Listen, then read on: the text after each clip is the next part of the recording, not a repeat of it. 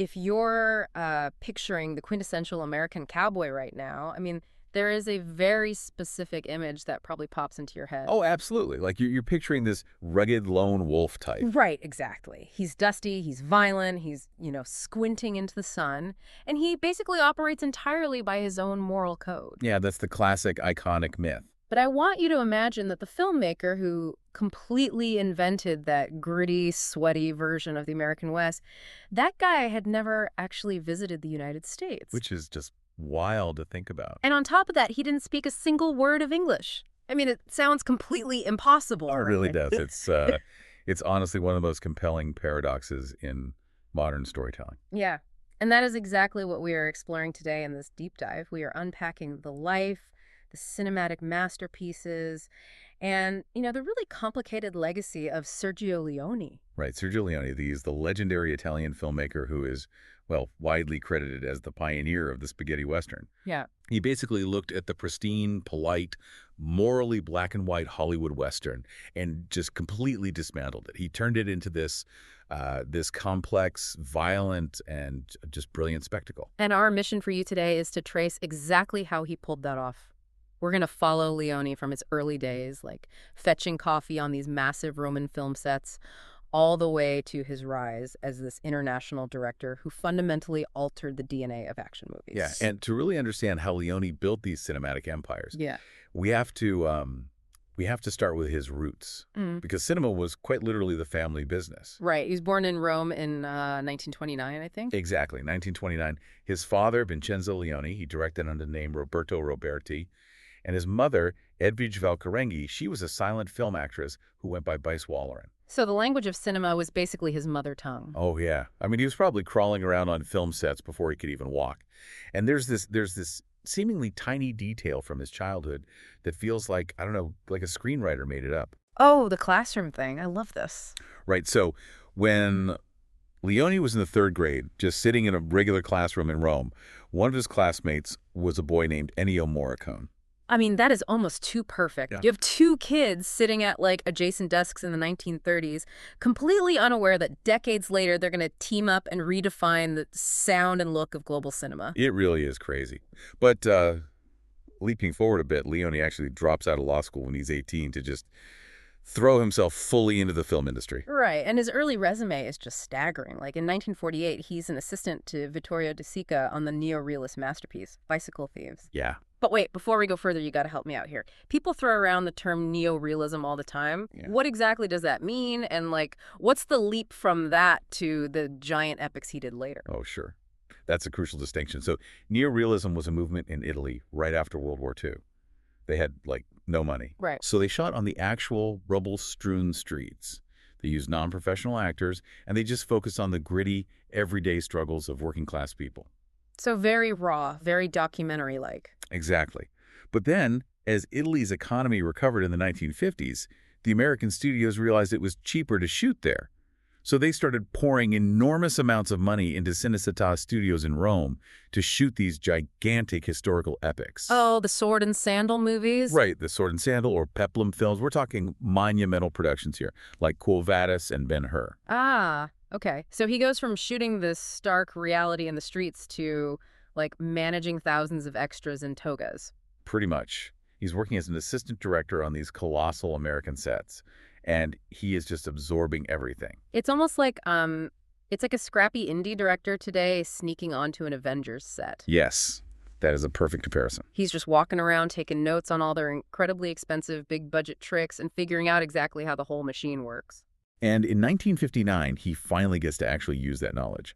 So during the production of this Italian epic called The Last Days of Pompeii, the director, Mario Bernard, falls ill. Oh, wow. Yeah, so Leone is told to just step in and finish the film. And because he had been paying such close attention, he knew the mechanics of making something look incredibly expensive on a budget. Like forced perspective, right? Exactly. Putting these small, detailed miniature sets really close to the camera so they look like giant background structures. He knew how to position extras, so a crowd of, say, 100 people looked like an army of 10,000. And he really proves this on his official solo directorial debut in 1961, which was The Colossus of Rhodes. He takes a relatively low budget and just executes a film that looks like a gigantic Hollywood blockbuster. He did. But the thing is, the landscape of cinema was shifting. By the mid-1960s, audiences they were totally exhausted by those historical sword and sandal epics. The market was completely drying up. Right. So Leone realized he needed to pivot. He took all of those sprawling, epic filmmaking skills, Yeah. the sweeping wide shots, the really dramatic staging, and he applied them to a completely unexpected subgenre. Which is such a calculated move. And that pivot gives birth to the spaghetti western, Exactly. which kicks off with A Fistful of Dollars in 1964. Hold on, I am genuinely stuck on something here. Exactly. Well, I know this film is considered like a landmark American cowboy movie, but isn't it actually based on a Japanese samurai film? Like, specifically Akira Kurosawa's 1961 film, Yojimbo? Oh, it absolutely is. In fact, it was so heavily based on Yojimbo that it actually, got him slapped with a lawsuit from Kurosawa himself. Wait, really? Yeah. Though, to add another layer of irony to it all, Kurosawa's film was heavily inspired by an American detective novel from 1929 by Dashiell Hammett called Red Harvest. Oh my gosh, it's just this wild game of global telephone. It really is. Right, but how exactly does a Japanese samurai story legally and culturally morph into an American cowboy myth shot in Spain by an Italian director? Like, what is the actual mechanism there? Well, it really comes down to universal archetypes. Hmm. Leone looked at the samurai in Yojimbo, this masterless warrior, a ronin, who wanders into a corrupt town and just plays two warring factions against each other for his own gain. Okay, I see where this is going. Yeah, Leone recognized that you don't need a sword or a top knot to tell that story. The archetype of the cynical, wandering outsider fits the American gunslinger perfectly. Totally. And by shooting in the arid, sun-bleached landscapes of Almeria, Spain, which doubled beautifully for the harsh American Southwest. By the way, Leone basically stripped away all the polite, specific cultural baggage of the 1950s American Western. He got right down to the raw, mythical bones of the story. And if you're going to completely deconstruct the polite American cowboy, you can't exactly cast someone like John Wayne. Definitely not. You need someone who embodies this new, sweaty, cynical anti-hero. So Leone casts Clint Eastwood. And at the time, Eastwood is not a movie star at all, right? No, not at all. He's just an American television actor. He was known for the show Rawhide, but he had very few film credits. But Leone takes this TV actor, puts him in a poncho, hands him a cigar, and instantly creates a global icon. Because Eastwood had that unreadable, laconic face. And that face was so essential for the contrast Leone was trying to build. Because if you think about the traditional Hollywood Westerns that audiences were used to, they were incredibly sanitized. Oh, absolutely. The visual shorthand was very polite. There were clearly drawn moral opposites, like the hero wore a crisp white hat, the villain wore a black hat. They looked like they just stepped out of a catalog. Yes. Well, except for maybe Hopalong Cassidy, who famously rode a pale horse and wore black. But generally speaking, the genre was incredibly binary and clean. Right. Leone's vision just shattered all of that. His characters were gritty, lone wolves. They rarely shaved, they were caked in dirt, and they sweated profusely. So sweaty. So sweaty. And more importantly, they were morally ambiguous. They could be, generously compassionate in one scene and then nakedly, brutally self-serving in the next. Retributions in a Leone film weren't driven by some noble, patriotic conscience. They were driven by raw emotion and power. Exactly. I actually have this quote from Leone that I think really sums up his entire approach. He said, "Cinema must be spectacle. That's what the public wants. And for me, the most beautiful spectacle is that of the myth." That is perfect. And we really have to talk about how he built that mythic spectacle on screen. Because his visual signature was this extreme juxtaposition of scale. Right. He would cut from a sweeping, wide shot of a tiny figure in the vast Spanish desert straight to an extreme, almost suffocating close-up of a character's sweaty eyes. He completely altered the pacing of action films, too. Yeah. Like he would stretch time, just letting the silence and the waiting build this unbearable tension. But of course, that tension wouldn't work without the soundscape. And this is where he reunites with his third-grade classmate, Ennio Morricone. The Morricone scores are legendary. The whistling, the electric guitars, the cracking whips, the choral chants. But the actual mechanism of how they work together on set just blew my mind when I read it. It's so unconventional. Right, because normally a director shoots the movie, hands the footage to a composer, and then the composer writes music to fit the scenes. Leone reversed it. He did. He would have Morricone write and record the music beforehand.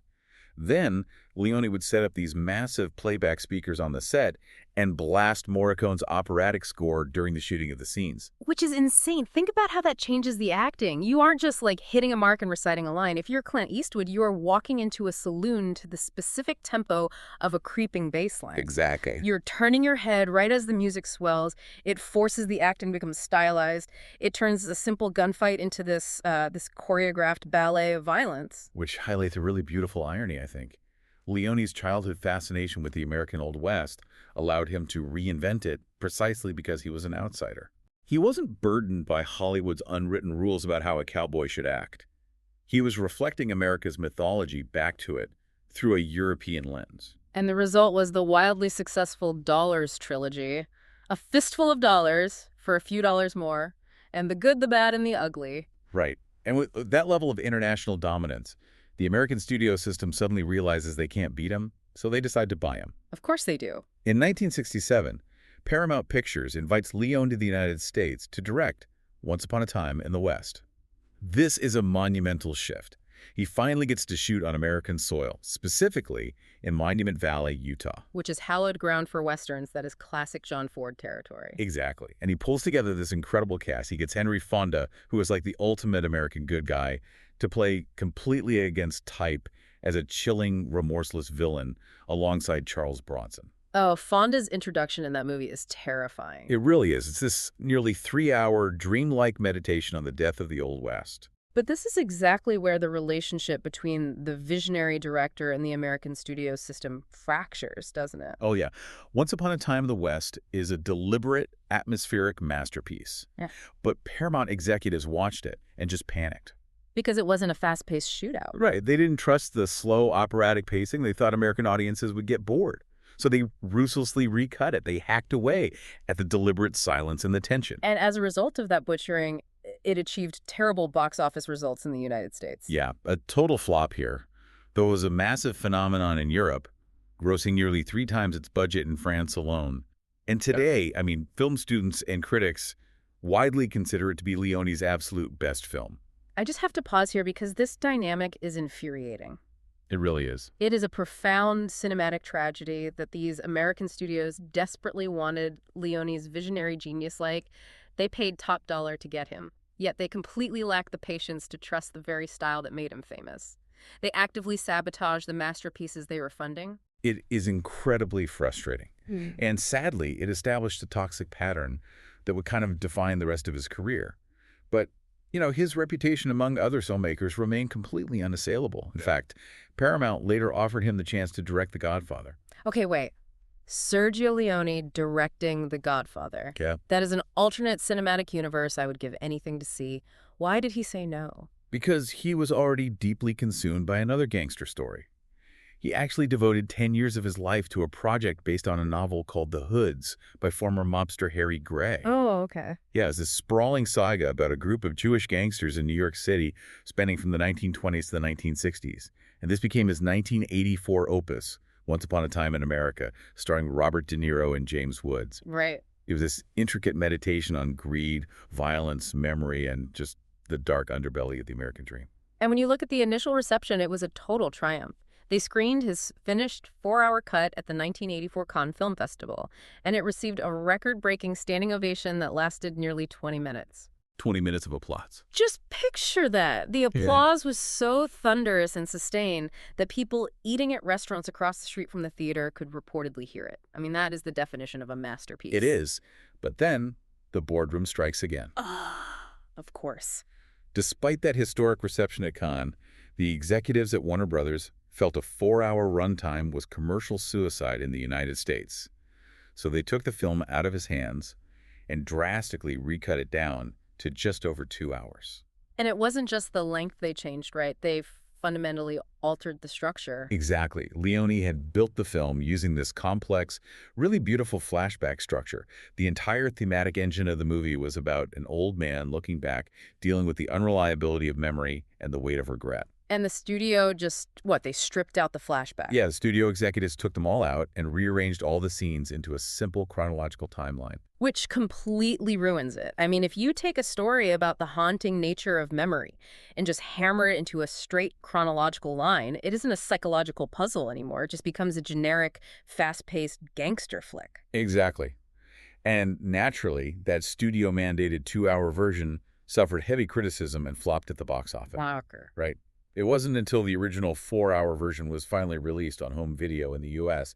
that critics saw what he had actually made, and it was universally hailed as a magnum opus. But by then, the psychological damage to Leone was already done. Yeah, according to his biographer, Christopher Frayling, Leone was deeply wounded by the studio-imposed editing and the dismal commercial reception in North America. Understandably so. The toll of having a 10-year passion project literally taken from his hands and butchered was immense. And tragically, Once Upon a Time in America would be the last film he ever directed. Yeah. He never directed again. Sergio Leone died of a heart attack in Rome on April 30, 1989. He was only 60 years old. Only 60.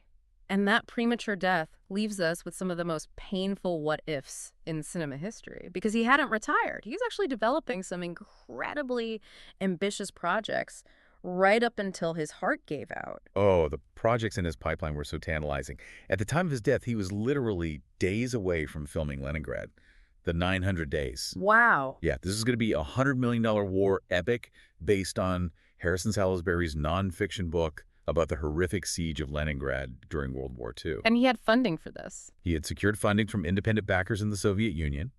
He envisioned an American photographer who he wanted Robert De Niro to play, by the way, trapped in the city, as the German Luftwaffe bombarded it. I'm guessing Morricone was involved too. Of course. He already had Ennio Morricone lined up to compose the score, but Leone died just 2 days before he was scheduled to officially sign the contract. 2 days. That is just agonizing. And he had other irons in the fire too, right? He had a treatment for a project called A Place Only Mary Knows, which was a Civil War Western about a Union drafter and a Southern businessman searching for buried treasure outside Atlanta.